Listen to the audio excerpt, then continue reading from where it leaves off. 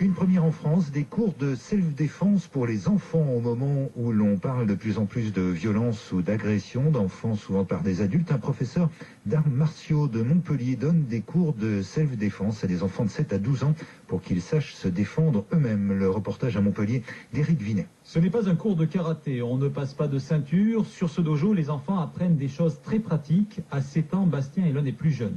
On m'apprend à me défendre pour si on m'embête. Par exemple, si on m'étrangle, moi je lui prends le poignet et après je le monte le bras et je le fais tourner. Face à eux, il y a Jacques Levinet, professeur d'arts martiaux, 5e dan de karaté, ancien capitaine de police. Il est aussi père de famille.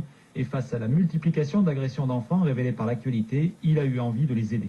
J'apprends aux enfants à savoir rompre une agression pour faciliter la fuite en fait. Donc je leur apprends les gestes essentiels pour pouvoir bloquer, pour pouvoir se défaire d'une saisie par exemple, de se défaire d'un étranglement.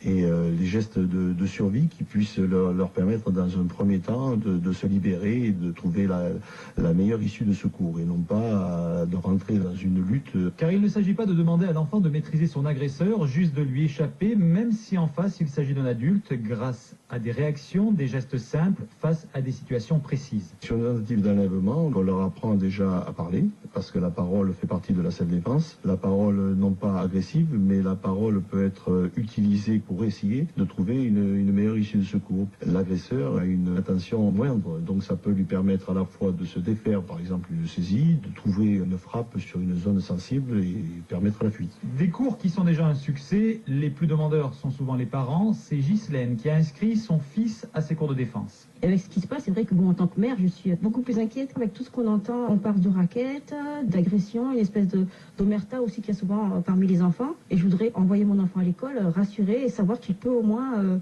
se défendre. Quand je parle d'agression, je parle pas que d'agression entre enfants. Je parle d'adultes aussi qui peuvent agresser un enfant à sortir de l'école. Donc les cours de self-défense, c'est bien pour lui, c'est bien pour vous aussi. Ah oui, c'est sûr que c'est aussi pour moi. Parce que en tant que mère, franchement, avec ce qui se passe, on ne peut être qu'inquiet. Donc je suis rassurée, forcément.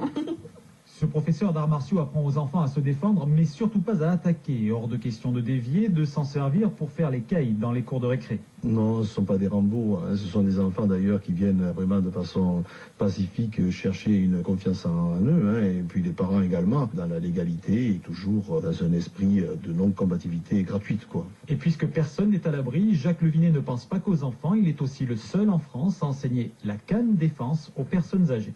Reportage d'Éric Vinet à Montpellier, vous écoutez